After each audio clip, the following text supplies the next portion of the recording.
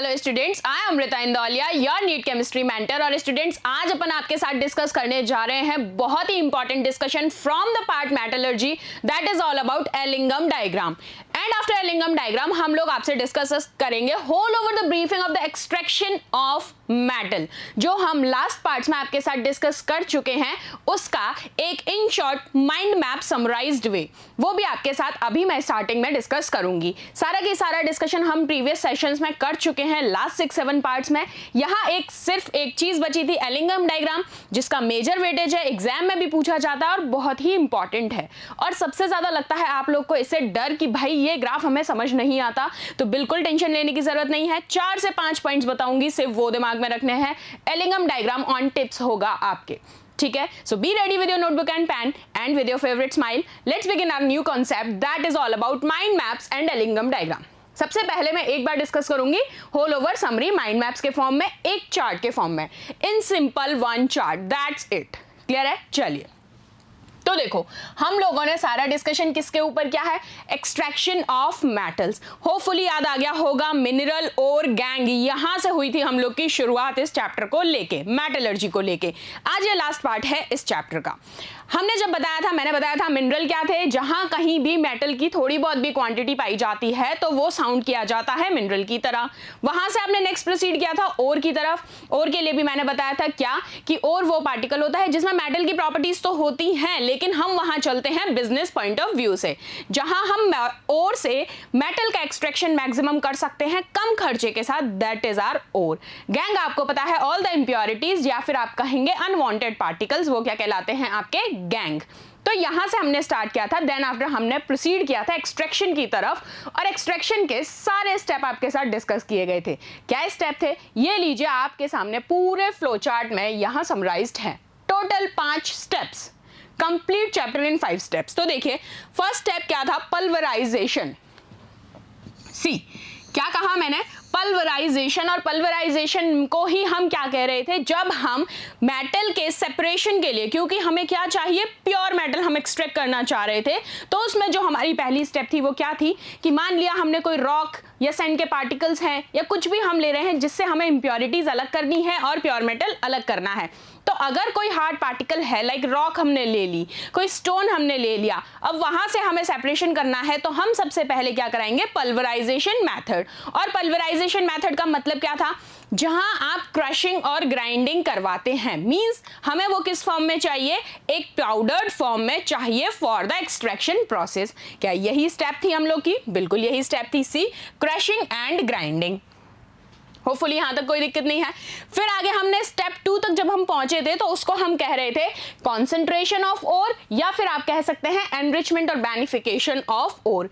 यही 3 नाम मैंने आपको बताए थे कि किसी भी नाम से पूछा जा सकता है, हमें वहां कंफ्यूज नहीं होना है। या वो पूछ ले कंसेंट्रेशन ऑफ ओर, वो आपसे कह लेते हैं बेनिफिकेशन ऑफ ओर, या फिर ड्रेसिंग ऑफ ओर, सबका मतलब एक ही है। यानी कि नेक्स्ट स्टेप की तरफ प्रोसीड कर गए हैं आप क्रशिंग एंड ग्राइंडिंग के बाद। उसके अंदर कितनी स्टेप्स थी देखिए, आपने 2 तरीके से प्रोसेसेस पढ़े थे, एक फिजिकल एक केमिकल, ठीक है। फिजिकल प्रोसेस के अंदर आपने सबसे पहले क्या कहा, हैंड पिकिंग। आप जो भी मटेरियल है जिसकी भी आप अंदर मेटल फाइंड आउट करना है, स्टोन है, अर्थ क्रस्ट के अराउंड जो भी है, आप उससे बात कर रहे थे। आपने कहा सबसे पहले आप उसको हैंड पिक करते हैं, उसको लेकर आते हैं, उसको आप लैब में एक्सट्रैक्शन प्रोसेस के लिए दे देते हैं। सबसे पहले hand picking, then magnetic separation. Magnetic separation भी मैंने आपको बताया था, अपन ने रोलर वाला भी डिस्कस किया था, और साथ साथ हमने इलेक्ट्रोलाइटिक रिफाइनिंग भी डिस्कस की थी। Then hydraulic washing.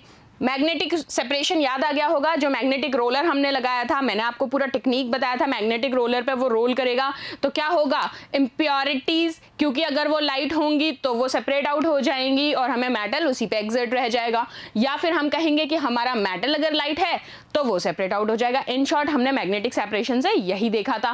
क्या देखा था कि मैग्नेट की तरफ अट्रैक्ट होगा मेटल, तो वो उसकी लेयर पे रह जाएगा, उसके सरफेस पे, और इम्प्योरिटीज क्या होंगी, रोलर के थ्रू दूसरे पार्ट में चले जाएंगी कंटेनर में, ठीक है। हाइड्रोलिक वॉशिंग आपको पता है, फिर भी आपने कहा नहीं अभी भी हमें प्योरेस्ट मेटल फाइंड आउट नहीं हुआ है, तो हम क्या करते हैं, कुछ अभी भी हमें इंप्योरिटीज वहां देखने को मिल रही हैं, तो आप वहां पर हैवी जेट ऑफ वाटर वाला, आपको होपफुली डायग्राम याद आ गया होगा, हैवी जेट वाटर वाला हमने एक आपके साथ डिस्कस किया था, उसको कहा था हमने hydraulic washing for the proper removal of impurities. फिर हमने कराया था ग्रेविटी सेपरेशन मेथड, जहां आपको ग्रेविटी डिफरेंस मेंटेन रखते हुए बैलेंस करना था। देन आफ्टर आपने बात की थी फ्रोथ फ्लोटेशन मेथड की, जहां आप फ्रोथ को मेंटेन करने के लिए यूज करते हैं एक्टिवेटर भी। होपफुली सारे पॉइंट्स याद आ गए होंगे। फ्रोथ फ्लोटेशन सबको मैंने डायग्रामेटिक रिप्रेजेंटेशन के साथ आपके साथ प्रीवियस पार्ट्स में डिस्कस कर चुकी हूं। Now this is the last summarised way for your mind mapping. Then chemical के अंदर हमने पढ़ा था लीचिंग, और मैंने बताया भी था, ये क्वेश्चन बहुत बार पूछा जाता है, जोन रिफाइनिंग और लीचिंग में डिफरेंस क्या है, तो याद होगा लीचिंग के अंदर मेटल डिसॉल्व हो जाता है, जबकि जोन रिफाइनिंग के अंदर इंप्योरिटी सॉल्यूबल हो जाती हैं। ठीक, चलिए देन स्टेप थर्ड की तरफ मूव करते हैं, तो conversion of ore into oxide. हमने कंसंट्रेशन ऑफ ओर तक बात कर ली, अब थर्ड स्टेप हमारी क्या थी, कन्वर्जन करना है हमें ओर का ऑक्साइड में, और वो किन दो प्रोसेस से हमने सीखा था, एक तो कैल्सिनेशन, एक रोस्टिंग। और होपफुली याद होगा मैंने कहा था और बताया था कि एब्सेंस ऑफ एयर और प्रेजेंस ऑफ एयर के ऊपर यहां बात होती है। कौन कौन से प्रोसेस थे, कैल्सिनेशन एंड रोस्टिंग।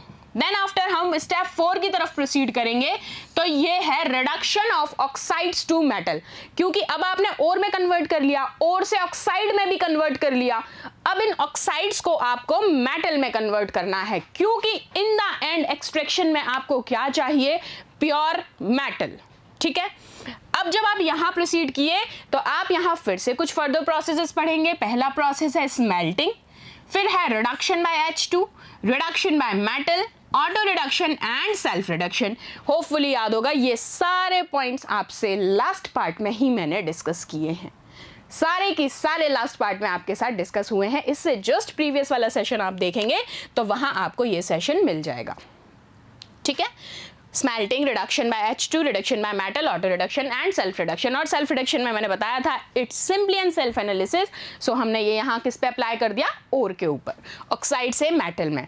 अब जब ऑक्साइड से भी मेटल आपको कंटेंट में आ गया, लेकिन फिर भी आपने वहां पर कहा था, मैंने जब बताया था कि अभी भी हमें एकदम प्योरेस्ट फॉर्म नहीं मिला है, हमें जो मेटल रिसीव हुआ है वो 97 to 98% प्योरिटी रखता है, अभी भी उसमें 1-2% इम्प्योरिटी स्टिल है। तो उन स्टिल इम्प्योरिटीज को रिमूव आउट करने के लिए, और यू सेड गैंग और you said unwanted particles, those are some different terms जिनसे आपको एग्जामिनर रिलेट कर सकते हैं, तो कंफ्यूज नहीं होना है। ठीक है, हमने हर टर्म आपके साथ बहुत अच्छे से डिस्कस की है, बताई है कि इस एस्पेक्ट में भी पूछा जा सकता है, इस एस्पेक्ट में भी पूछा जा सकता है। तो हम क्या करेंगे, उन 1-2% इम्प्योरिटीज को भी रिमूव कराने के लिए हम नेक्स्ट मूव किए रिफाइनिंग के ऊपर।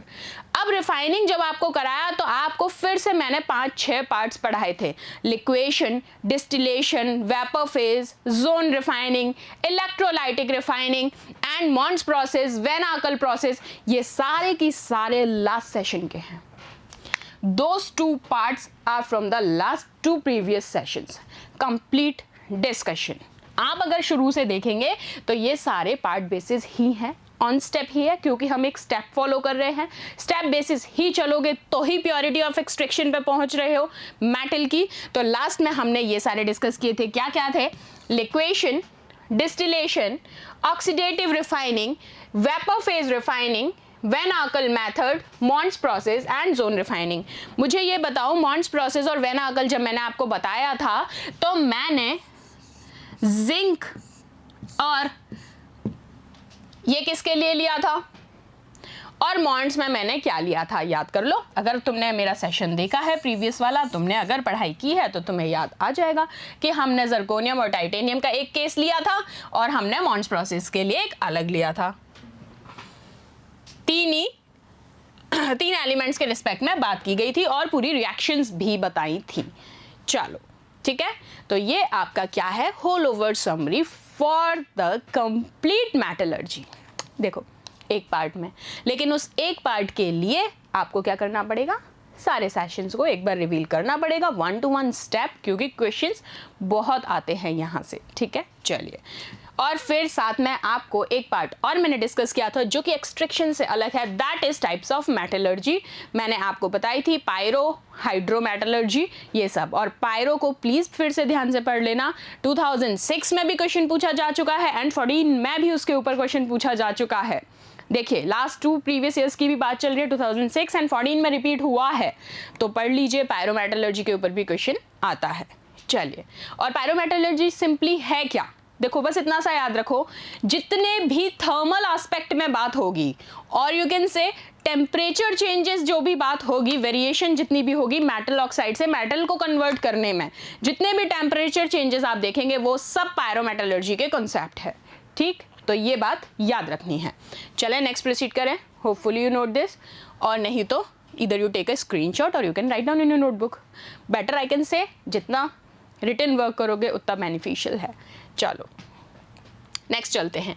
अब एक पार्ट स्मेल्टिंग ऑफ आयरन, मैंने आपसे लास्ट पार्ट में भी कहा था कि ये मैं आपको समझाऊंगी, क्योंकि ये कहीं ना कहीं थोड़ा सा जाके हमें एलिंगम से लिंक भी करेगा, तो इसलिए स्मेल्टिंग ऑफ आयरन आपको पढ़ना है, आपके सिलेबस में भी है। तो देखो यहाँ आपको एक ब्लास्ट फर्नेस दिया हुआ है, यहाँ जो इंपॉर्टेंट बातें हैं बहुत रामायण में नहीं जाना है, डायग्राम को देख के बिल्कुल नहीं घबराना है, सिर्फ चीजें याद रखनी है, ये जोन, ये 4 जोन याद रख लो और इनकी टेम्परेचर रेंज याद रख लोगे, पूरा की पूरा स्मेल्टिंग ऑफ आयरन आपने कवर कर लिया।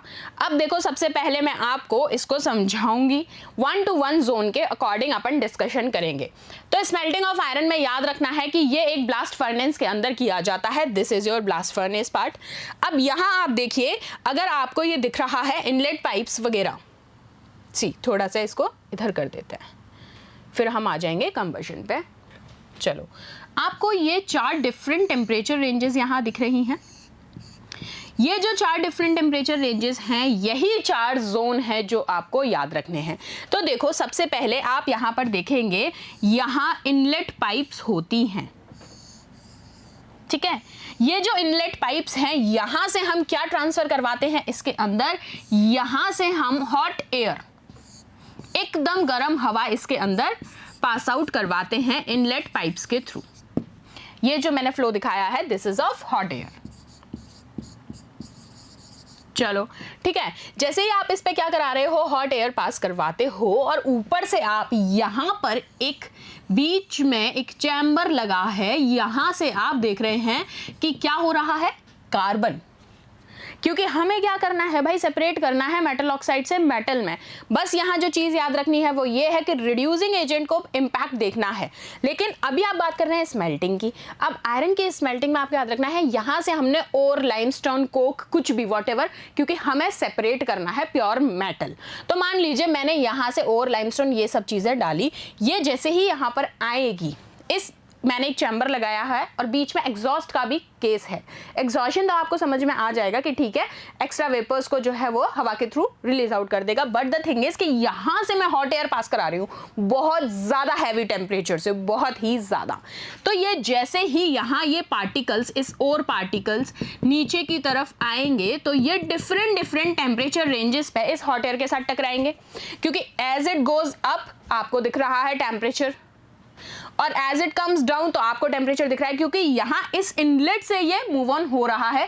तो नीचे की तरफ टेम्परेचर रेंज बहुत ज्यादा है। See the temperature 2170 kelvin, then after 1570, 1270 and 1070 kelvin.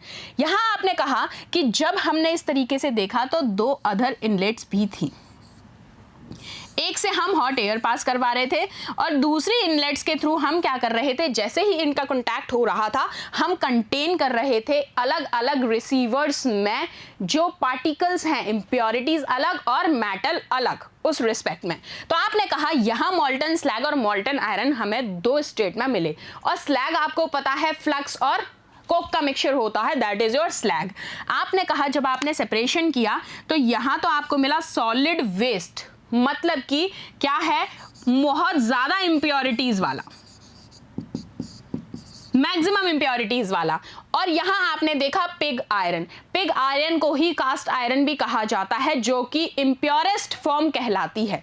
तो आपने देखा कि यहां पर इस होल ओवर इनलेट से भी हमने 4 जोन के थ्रू सेपरेशन करा के भी देखा, हैवी रेंज टेम्परेचर पे भी चेंजेस देखे, लेकिन हमें purest form of metal receive नहीं हुई।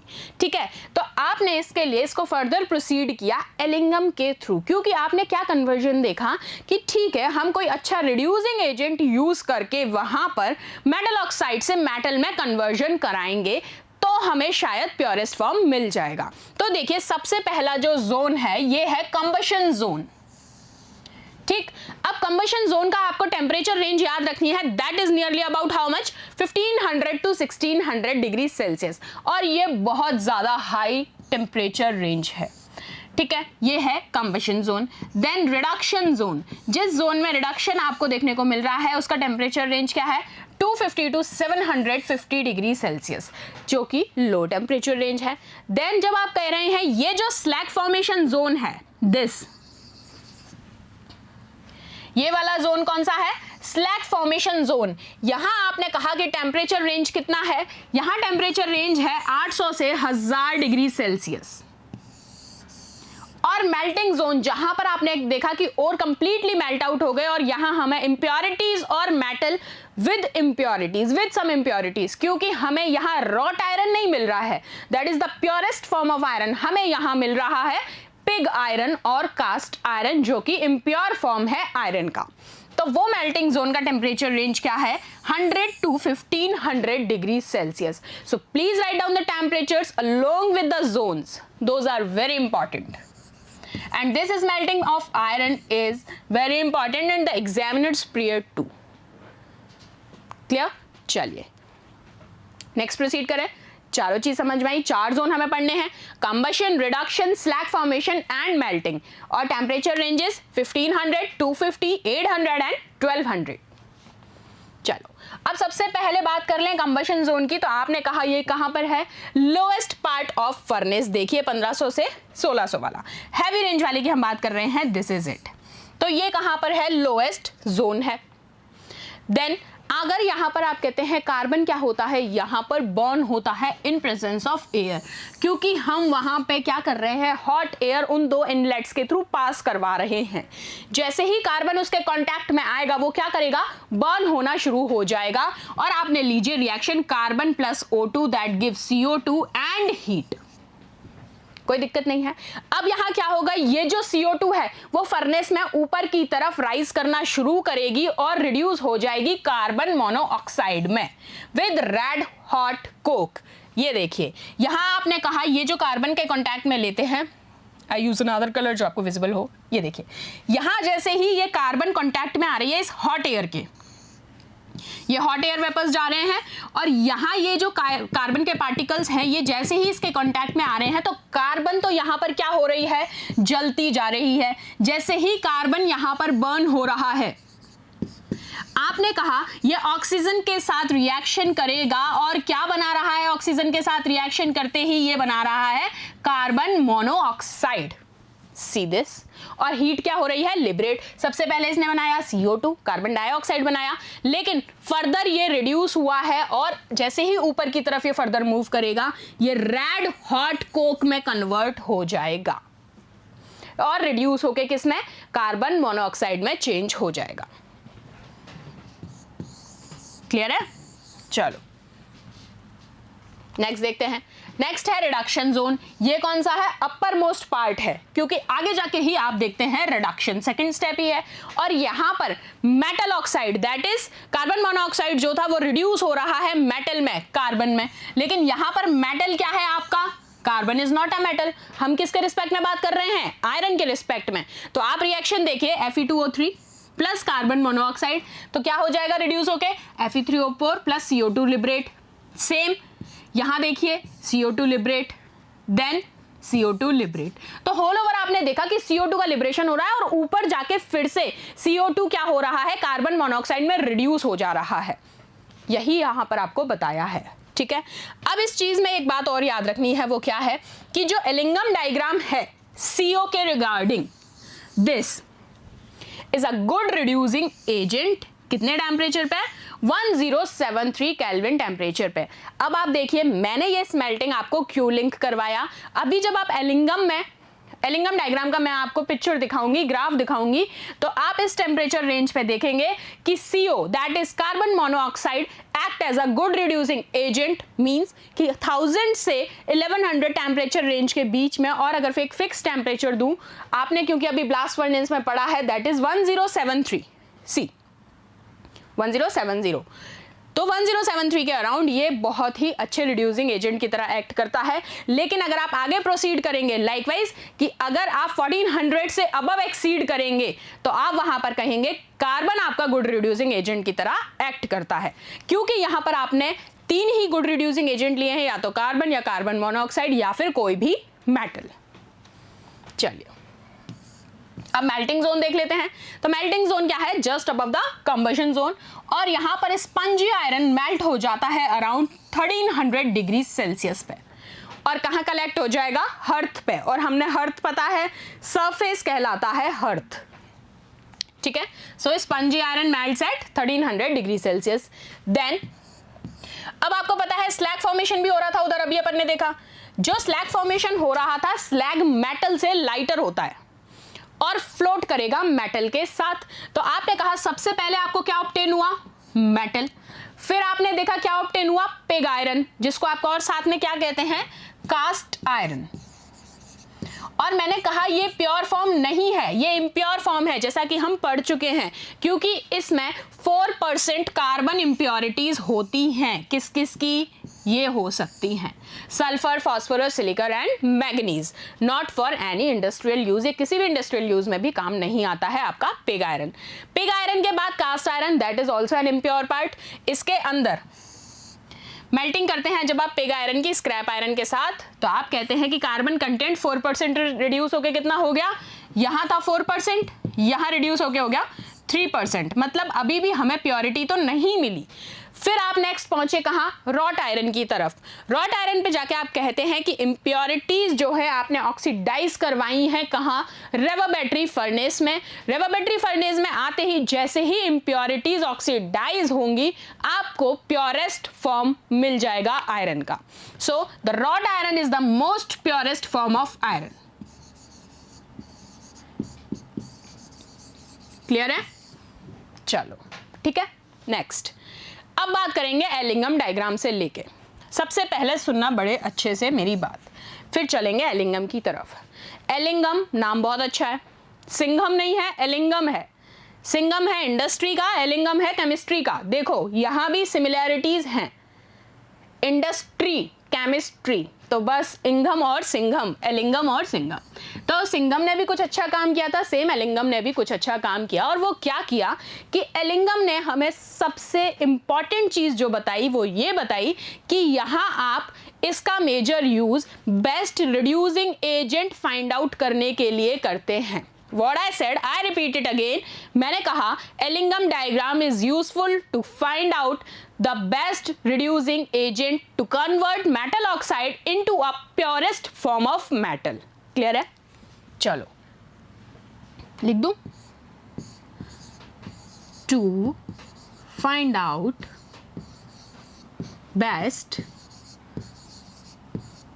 reducing एजेंट, ये है एलिंगम की मोस्ट इंपॉर्टेंट प्रॉपर्टी। ये लो, ठीक है।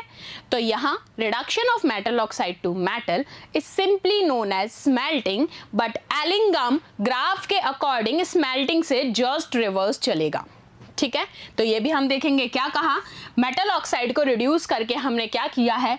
मेटल में कन्वर्ट कर दिया। यहां पर ये है मेटल, बड़ा ही गंदा लिखा है मैंने। This is your metal oxide and this is your metal.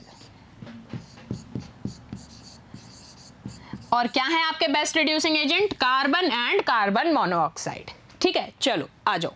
अब सबसे पहले जब एलिंगम हम डिस्कस करेंगे, कुछ बहुत इंपॉर्टेंट पॉइंट्स पहले सुनो। पढ़ो, फिर आप लिंक कर पाओगे। अगर डायरेक्ट ग्राफ में यहाँ लगा दूँ और ग्राफ लगा के मैं आपसे कहूँ ये तो नहीं पिक होगा। पहले कुछ इंपॉर्टेंट पॉइंट्स अपन डिस्कस करेंगे, वो क्या है। पहला पॉइंट है कि कुछ मेटल ऑक्साइड रिड्यूस हो जाती हैं इजीली, जबकि कुछ डिफिकल्टली रिड्यूस होती हैं। रीजन क्या होता है? रीजन होता है टेम्परेचर क्राइसिस, कि टेम्परेचर रेंज आप जिस अकॉर्डिंग प्रोवाइड कर रहे हैं और वहां मेटल ऑक्साइड से मेटल के कन्वर्जन में स्टेबिलिटी और अनस्टेबिलिटी का कॉज आता है। So this is the main difference. तो यहां कहा कुछ मेटल ऑक्साइड तो इजीली रिड्यूस हो जाती है, जबकि कुछ डिफिकल्ट होता है। देन अब जो डिफिकल्टली रिड्यूस होती हैं वहां हमें रिक्वायरमेंट होती है हीटिंग की, उनको जल्दी रिड्यूस करवाने के लिए। तो इसके लिए हम क्या करेंगे? Study of variation in temperature during thermal reduction is known as pyrometallurgy. अब ये याद आ गया होगा कि पायरोमेटलर्जी में हम हीटिंग की बात करते थे। अब जब बात होती थी हीटिंग की, तो हीटिंग के केस में क्या होगा? टेम्परेचर में चेंजेस, और यही टेम्परेचर के वेरिएशंस जो हैं किस रिगार्डिंग? थर्मल रिडक्शन के दौरान, इन एनी थर्मल रिडक्शन, ये जो टेम्परेचर चेंजेस हैं यही कहलाता है पायरोमेटलर्जी। बस इतनी सी बात ही याद रख लो, ठीक है। ये सेम चीज एग्जामिनर आपसे 2 बार पूछ चुका है। कोई पता नहीं, फिर पूछ ले, तो याद रखनी है। चलें, एग्जामिनर है भाई। चलो, अब सबसे पहले इंपॉर्टेंट पॉइंट्स हमने डिस्कस किए, तो यहाँ हम थोड़ा सा रिलेट करेंगे गिब्स एनर्जी से रिलेटेड। अब गिब्स एनर्जी क्योंकि थर्मोडायनेमिक्स में भी पढ़ोगे या पढ़ चुके होगे, या आने वाले टाइम में तुम पहले तो पढ़ के आए ही हो थोड़ा बहुत 11th 12th में, ठीक है। तो अब गिब्स एनर्जी तुम्हें पता है जनरली क्या होती है? Delta G is equals to delta H minus T delta S, इसी को कहते हो। अब यहां जो याद रखने वाली बात है वो क्या है कि ये जो डेल्टा जी है या डेल्टा एच है, ये डेल्टा एस तो क्या है? सिंपली अगर मैं इसको कहूं तो आप कह देते हैं ये तो है रैंडमनेस, है या नहीं? बिल्कुल है। और यहां ये जो डेल्टा एस तो है आपका रैंडमनेस, और जो डेल्टा एच है ये क्या है? ये है आपका total amount of energy associated, ठीक है। तो बात क्या हुई? बात ये हुई कि तो आपने गिब्स एनर्जी को कैसे रिलेट किया कि इस अमाउंट में से इस अमाउंट को माइनस कर देने पर जो एनर्जी रिलेट होती है वही आपकी कहलाती है डेल्टा जी, ठीक है। लेकिन हमें एलिंगम में क्या काम है इसका? एलिंगम में काम ये है कि जब जब आपका डेल्टा जी रिलेट करना, ध्यान रखना एलिंगम के रिगार्डिंग बता रही हूं, जब आपका डेल्टा जी नेगेटिव होगा, मींस नेगेटिव कब होगा? जब रिएक्शन कैसी होगी? स्पॉन्टेनियस। और स्पॉन्टेनियस का मतलब क्या है? जब रिएक्शन डन हो जाए इटसेल्फ, उसी को आप कहते हैं स्पॉन्टेनिटी। तो याद रखना है सिर्फ इतनी सी बात कि जब भी डेल्टा जी नेगेटिव के रिस्पेक्ट में आएगा, दैट मींस कि वहां रिएक्शन स्पॉन्टेनियस हो रही है, फीजिबल है। नॉट फीजिबल बिल्कुल नहीं है। तो हमें बस ये क्राइसिस याद रखना है। और डेल्टा जी नेगेटिव कब होगा? जब आपका टी डेल्टा एस क्या होगा? डेल्टा एच से बड़ा होगा, तब आपकी रिएक्शन नेगेटिव होगी और स्पॉन्टेनियस होगी। देखो, मान लो मैंने अगर कह दिया, अब ये टी डेल्टा एस बड़ा कैसे होगा? ये 100 है, ये 50 है, माइनस कर लो, रिजल्टेंट क्या आ जाएगा?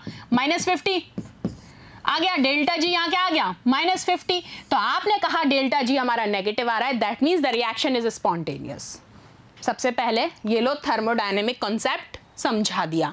अब आ जाओ इधर थोड़ी सी थ्योरी के पास। थ्योरी में मतलब क्या है? सबसे पहले गिब्स एनर्जी होती क्या है? The energy associated with chemical reaction that can be use to do work. वही काम करने के लिए जो भी एनर्जी रिक्वायर्ड है केमिकल रिएक्शन में, वही कहलाती है आपकी गिब्स एनर्जी। अब चेंज इन गिब्स एनर्जी क्या होता है? एक सेकेंड, इसको रिमूव करते हैं। ये लीजिए, change in Gibbs energy means delta G at specific temperature and pressure. यही बात हो रही है, स्पेसिफिक टेम्परेचर और प्रेशर के रिगार्डिंग हम बात कर रहे हैं। तो क्या हो जाएगा, delta G is equals to delta H minus T delta S, ये लिखा है। यहाँ डेल्टा एच आपको पता है एंथैल्पी है, जबकि डेल्टा एस क्या है, एंट्रोपी चेंज। और एंट्रोपी अभी बताया क्या होता है, रैंडमनेस ऑफ अ सिस्टम। चलो अब हम अगर रिएक्शन के लिए बात कर रहे हैं तो यही मैंने अभी आपको समझाया। For a reaction to be spontaneous, delta G must be negative. So, in equation, delta G is equals to delta H minus T delta S. Feasibility of a reaction is a negative value. और ये कब होगा, जब T del S greater होगा delta H से। कोई दिक्कत? मुझे नहीं लगता कि कोई होगी, होपफुली नहीं होगी। चलो बढ़िया से समझ में आ गया, फिर से एक बार देख लो, कोई दिक्कत है तो चलें, आ जाओ। अब हम देखेंगे रिड्यूसिंग एजेंट का रोल क्या है यहाँ पर। लो, मैंने यहाँ पर FeO आयरन ऑक्साइड लिया, रिड्यूस करवाया, आपने कहा ये बन गया आयरन और हाफ O2, कोई दिक्कत नहीं है। अगर यहां मैं इस केस में कहती हूं कि इसकी एनर्जी कितनी है, गिब्स एनर्जी के रिस्पेक्ट में बात चल रही है, मैंने बोला फर्स्ट वाले केस में, आयरन वाले केस में, कि डेल्टा जी की वैल्यू आ रही है +40। अब जब ये +40 आ रही है तो मुझे बताओ ये रिएक्शन स्पॉन्टेनियस होगी या नॉन स्पॉन्टेनियस। अभी बताया था कि रिएक्शन में नेगेटिव नहीं है तो ये हो जाएगी नॉन स्पॉन्टेनियस। और यही मैंने यहां मेंशन भी किया है कि रिएक्शन क्या है, फीजिबल नहीं है। अब अगर इसी के अलावा मैं कार्बन के साथ रिएक्शन देख रही हूं, सी कार्बन के साथ आपने रिएक्शन करवाई, ये देखो कार्बन मोनोऑक्साइड बन गया यहां पर। इस केस में आपने रिएक्शन देखी कि डेल्टा जी की वैल्यू आ रही है -100। ये वैल्यू आ रही है, ये वैल्यूज मैंने नहीं निकाली है, मैं घर से निकाल के नहीं लाई हूं, those are experimentally calculated values. ये ऑलरेडी एक्सपेरिमेंटली कैलकुलेटेड है, सो इस पे ना मेरा हक है ना आपका हक है कोई चेंज करने का, बस समझने का हक है, तो समझ लीजिए। तो यहां कहा मैंने डेल्टा जी की वैल्यू नेगेटिव है कार्बन के रिस्पेक्ट में, तो आप यहां पर कहेंगे कि यहां रिएक्शन कैसी है, spontaneous.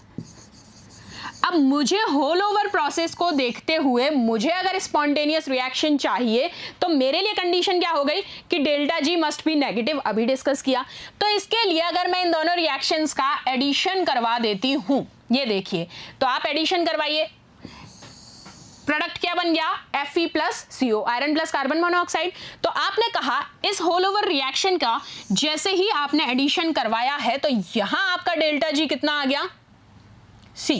In this reaction, your delta G is 100 minus 100 plus 40. कितना हो गया, -60। तो क्या अपना डेल्टा G नेगेटिव आ रहा है, बिल्कुल आ रहा है। So for the whole over process, now the reaction is spontaneous. क्योंकि डेल्टा G कितना आ रहा है आपका, -60, और हमें माइनस में ही वैल्यू चाहिए, तो हम कह सकते हैं now the reaction is feasible और स्पॉन्टेनियस। चले नेक्स्ट, चलो अब देखो, सो रिड्यूसिंग एजेंट, यहां रिड्यूसिंग एजेंट जी क्या कर रहे हैं, हमें हेल्प कर रहे हैं रिएक्शन को फीजिबल बनाने में। इसीलिए मैंने कहा कि एलिंगम डायग्राम का major property, major source, major काम क्या है, उसका यही फोकस है कि वो best reducing agent find out करता है to convert a metal oxide to a metal in a purest form.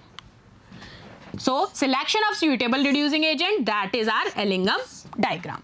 अब हमने क्योंकि एलिंगम के रिगार्डिंग सारे की सारे पॉइंट्स कवर कर लिए, डिस्कस कर लिए, अब एलिंगम में आपको कोई दिक्कत नहीं आएगी। अब हम चलते हैं सीधे ग्राफ पे। चलो अब ये देखो, एक बार रफली मैं इस ग्राफ को आपको समझाती हूं। इधर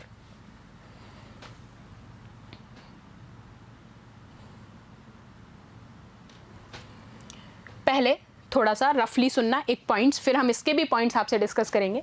यहां देखो जो हमारा ग्राफ है वो किस किस के बीच में है, डेल्टा जी और टेम्परेचर के बीच में है। डेल्टा जी वर्सेस टेम्परेचर हमारा ग्राफ है, पहला पॉइंट तो। और डेल्टा जी के लिए यूनिट्स पता है क्या है, किलो जूल पर मोल। और टेम्परेचर के लिए हमने यूनिट्स क्या ली है, डिग्री सेल्सियस और केल्विन भी ले सकते हैं। ठीक है, तो सबसे पहले आपको जो रिएक्शन याद रखनी है, कुछ फेजेस याद रखने हैं कि आप ये देखोगे जब आप यहां से, यहां माइनस है, ऊपर पहुंचते पहुंचते आपका टेम्परेचर रेंज लाइक लास्ट में 0 आ गया, -100, 200, 300, 400, 500। तो आप देखेंगे यहां से जब रिएक्शन प्रोसीड कर रही है तो हम ये नहीं कह सकते कि स्टेबिलिटी की तरफ जा रही है, हमें होल ओवर देखना है कि मेटल ऑक्साइड से मेटल में कन्वर्जन के दौरान कितना स्टेबिलिटी अचीव कर रहा है होल ओवर रेपरेंस। ठीक है, तो आपने कहा यहां अगर मैं पहले एक नॉर्मल फ्लो डायग्राम आपको बताऊंगी, आपने यहां जिंक की रिएक्शन करवाई है, ये देखो मैं बीच में से ले रही हूं, एक बार के लिए इन बिटवीन पॉइंट देखना। अगर मैंने जिंक की ऑक्सीजन के साथ रिएक्शन कराई, आपने बोला ये लो ऑक्साइड बन गया, कोई दिक्कत नहीं है। यहां आपने कहा ये लो कार्बन मोनोऑक्साइड बन गया, ये लो क्यूपरस ऑक्साइड बन गया, यहां एल्यूमिनियम ऑक्साइड बन गया। आपने सब तरफ बता दिया कि मुझे ऑक्साइड के फॉर्मेशंस हो रहे हैं, लेकिन अभी भी मुझे स्टेबिलिटी का कोई कॉज फाइंड आउट नहीं हुआ। तो देखो सबसे पहले डिस्कस की जाएगी आपसे क्या इसके 1 to 1 पॉइंट। तो सबसे पहले हमने best suitable reducing agent find out किया, किस लिए, reduction of metal oxide to metal. Then हम यहां बात कर रहे हैं इसके किसकी, किलोजूल मोल ऑफ ऑक्सीजन, किसके रिस्पेक्ट में बात हो रही है, ऑक्सीजन के रिस्पेक्ट में बात हो रही है, ये बात याद रखनी है। और किसके बीच में, temperature of formation of oxide, oxygen का है और रिएक्शन में क्या है साथ में, ऑक्साइड फॉर्मेशन, तो उसकी टेम्परेचर रेंजेस। तो चलो अब इस प्लॉट पे आओ, पहले इस प्लॉट से पहले एक एक लाइन अच्छे से सुनो, ये मैं समझाऊंगी, उससे पहले एक बार डिस्कशन सुनो लाइंस का। क्या कह रही हूं, each line of converting metal to metal oxide, metals to metal oxide. तो आपने कहा स्लोप कहां जा रहा है, अपवर्ड्स जा रहा है। जब जब मेटल से मेटल ऑक्साइड में कन्वर्जन हो रहा है, मेटल से मेटल ऑक्साइड में कन्वर्जन हो रहा है, आपने कहा स्लोप जा रहा है मेरा अपवर्ड, क्योंकि यहां पर क्या हो रहा है आपके केस में, डेल्टा जी जो है वो लेस नेगेटिव है, टेम्परेचर क्या है यहां पर बहुत ज्यादा, पहला पॉइंट जो याद रखना है। ठीक है, दूसरी चीज, each plot is a straight line, हमने कहा सारे प्लॉट्स हमें स्ट्रेट लाइन दिख रहे हैं, लेकिन except same change in phase, यानी कि जैसे सॉलिड से लिक्विड। इसका मतलब क्या है, इसका मतलब ये है कि आप आगे चल के देखेंगे, अभी मैं ग्राफ में भी समझाऊंगी कि लाइकवाइज ये कोई ग्राफ पहले इतना जा रहा है, देन सडन शार्प चेंज आता है उसमें। तो ये जो शार्प चेंज है, या तो हम कह सकते हैं ये सॉलिड से लिक्विड में कन्वर्ट हुआ है, या लिक्विड से गैस में कन्वर्ट हो सकता है, किसी में भी कन्वर्ट हो सकता है, लेकिन ये जो शार्प चेंज पॉइंट है, दिस शार्प टर्न पॉइंट, इसको आप कहेंगे या तो ये है मेल्टिंग पॉइंट या फिर ये है बॉइलिंग पॉइंट उस पर्टिकुलर ऑक्साइड के रिगार्डिंग, उस पर्टिकुलर मेटल के केस में। ये चीज याद रखनी है। अभी ग्राफ में मैं ये सारे पॉइंट्स कवर करवाऊंगी, एक बार याद रखो। Such change in phases indicated by increase in slope of positive side. ठीक है, एग्जाम्पल Zn ZnO। नेक्स्ट क्या है, चलो आ जाओ, अब आ जाओ इस ग्राफ पे, दिख रहा है अच्छे से, अच्छे से ही दिखना चाहिए बस। अब इसको कर लेते हैं थोड़ा सा अपन थिन पैन को अपने को। अब बड़े ध्यान से सुनना, तुमने पॉइंट डिस्कस कर लिए, अब मैं एक एक पॉइंट लिखूंगी, सुनना। पहला पॉइंट क्या कहा मैंने आपसे, सबसे पहली चीज़ ये क्या है, स्मेल्टिंग प्रोसेस का ही रिवर्स है या नहीं। ठीक है, दूसरी चीज़ आपसे यहाँ पर हमने क्या कहा, इसका होल ओवर मतलब ही क्या है कि ये रिड्यूसिंग एजेंट फाइंड आउट कर रहा है। सुनना बड़े गौर से और लिखते जाना मेरे साथ साथ, यही कहा रिड्यूसिंग एजेंट फाइंड आउट कर रहा है। फिर इसने कहा सेकंड पॉइंट में आपसे कि ये मेटल ऑक्साइड से मेटल में कन्वर्ट होता है in presence of best reducing agent, और यहां पर इस केस में डेल्टा H जो है आपका वो होता है पॉजिटिव। ठीक है, तीसरा पॉइंट आपका क्या कहता है, अगर आप चाहते हैं, इफ यू वांट, क्या चाहते हैं आप, एलिंगम समझना, मींस अगर आप चाहते हैं कि आपका डेल्टा जी कैसा हो, नेगेटिव हो जाए, मींस कि आप कहेंगे कि रिएक्शन जो है वो स्पॉन्टेनिटी की तरफ चली जाए।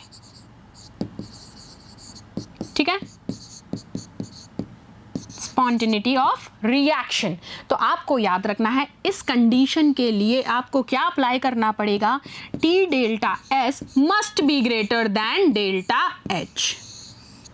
ठीक है, चलो फिर नेक्स्ट पॉइंट मैं आपसे क्या कह रही हूँ, नेक्स्ट पॉइंट जो इसी के रिस्पेक्ट में आपको याद रखनी है कि जब जितना ज़्यादा टेम्परेचर बढ़ता जाएगा, व्हाट आई सेड, जैसे जैसे टेम्परेचर बढ़ता जाएगा आपका जी जो है, सॉरी ये वाला जी नहीं है, अपने डेल्टा जी है, डेल्टा जी उतना ही ज़्यादा नेगेटिव होता जाएगा।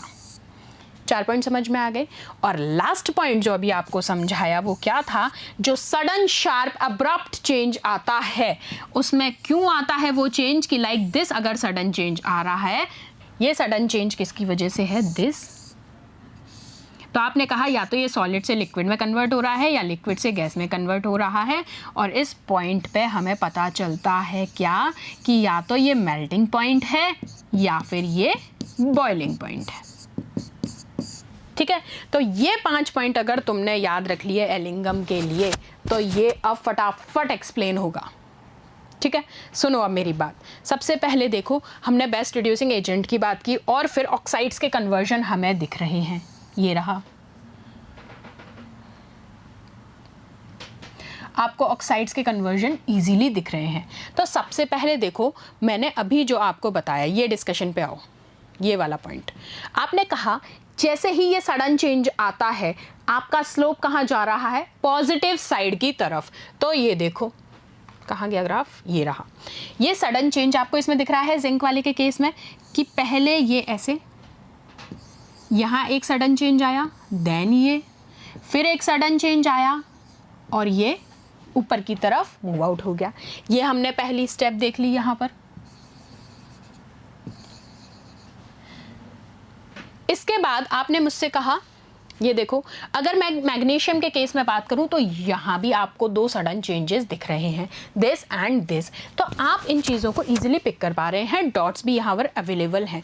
अब जो बात याद रखनी है वो ये है कि ये जो सडन अब्रप्ट चेंज है, दिस लाइन, अब ये देखो, ये जो चेंजेस हैं यहाँ पर हमने कहा कि आपने जब सबसे पहले, थोड़ा सा टाइम वेस्ट हुआ, कोई दिक्कत नहीं है, लेकिन आपको प्रॉपरली समझ आना चाहिए कि यहाँ जब मैग्नीशियम से आपने मैग्नीशियम ऑक्साइड में कन्वर्ट किया, फिर आपको सडन चेंज देखने को मिल गया। फिर आपने यहां पर देखा जिंक के केस में जब आप बात कर रहे हैं, यहां आपने ZnO के केस में जब आपने बात की तो आपको फिर से एक सडन चेंज देखने को मिला। और 3 पीक्स, ये देखिए, कार्बन, ये C+O2 that is carbon monoxide, and again यहां पर कार्बन CO2 बन रहा है, यहां आयरन ऑक्साइड बन रहा है। लेकिन आप एक चीज देखेंगे, जब कार्बन मोनोऑक्साइड का फॉर्मेशन हो रहा है और कार्बन डाइऑक्साइड का फॉर्मेशन हो रहा है, उस रेस्पेक्ट में आपको दोनों की दोनों टेम्परेचर नोट्स याद रखने हैं। टेम्परेचर नोट्स का मतलब यहाँ पर क्या है कि आप बात करेंगे जब 173 केल्विन पर, ठीक है, जब आप कितने केल्विन पर बात कर रहे हैं, 173 केल्विन पर जब आप बात करेंगे तो आप कहेंगे आपका बेस्ट रिड्यूसिंग एजेंट कौन होगा, कार्बन। और जब आप 1400 से अबव पे बात करेंगे तो आप कहेंगे carbon monoxide is your best reducing agent. आगे बात समझ में, और ग्राफ भी इजीली आपको बनाना आ रहा है, चाहो तो बना के देख सकते हो। कैसे बनाओगे, 1 to 1 लाइंस बना लेते हैं, आ जाओ एक बार मैं सिखाती हूँ। चलो कैसे बनाएंगे,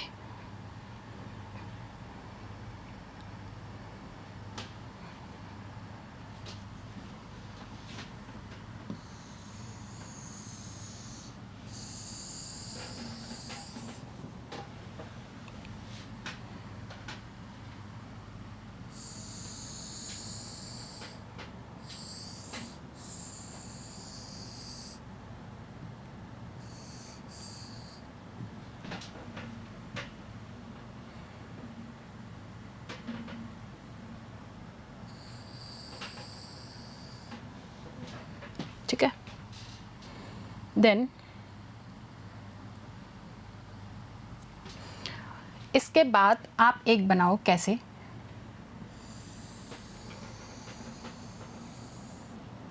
ये लो, फिर बनाओ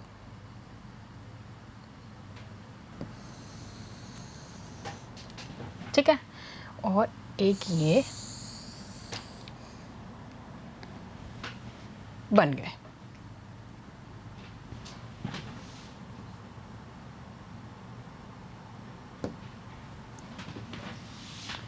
ठीक है, अब यहाँ मेन चीज़ आपके लिए यही है ग्राफ वाली, और एक और बता देती हूँ, एक और है लास्ट में, ये वाली जो लाइन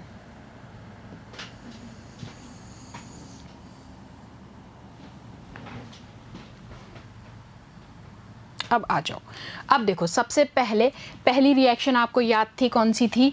MgO, ये थी Mg प्लस हाफ O2। कोई दिक्कत नहीं है, लो चेक कर लो, बात वही है, 2MgO बनाया है मैंने, MgO बनाया। सेकंड क्या थी आपकी? आप Al2O3 वाली, तो आप लिख सकते हो रिएक्शन तो Al2O3, 4/3 करके लिख लो, 2/3 करके लिख लो, इस तरीके से आपने रिएक्शन देखी। अब जो मेन चीज़ जो मैं बताना चाह रही हूँ, यहाँ तो है आपकी कौन सी? कार्बन वाली, ये बन गई CO, ठीक है। और यहाँ आप कौन सी ले रहे थे?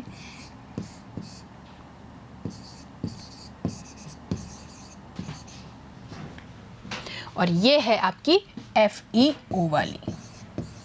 तो यहाँ देखो, ये जो सडन अब्रप्ट चेंज जो हमने बताना था, दिस, यहाँ जाके आपको वही स्लाइडिंग पॉइंट मिल रहा है कि ये एक मेल्टिंग पॉइंट की रेंज होगी, जो कि मैंने आपको बताई कौन सी है?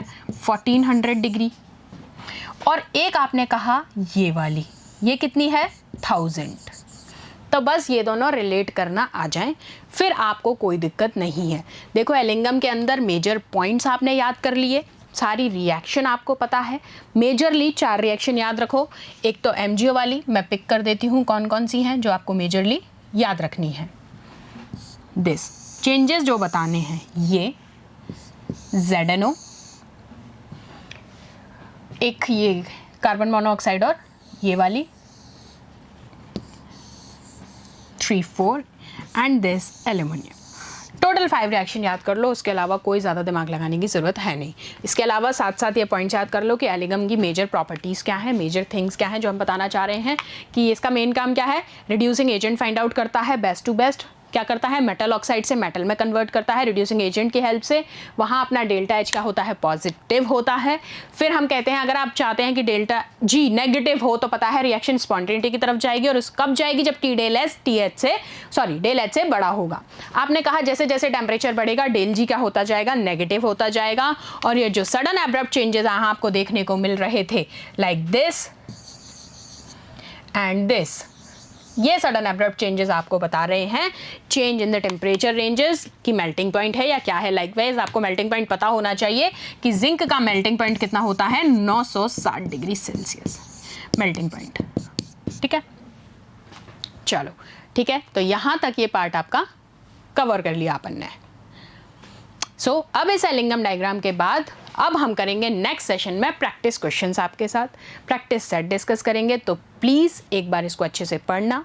नेक्स्ट सेशन में मिलते हैं आपके साथ। Thank you so much.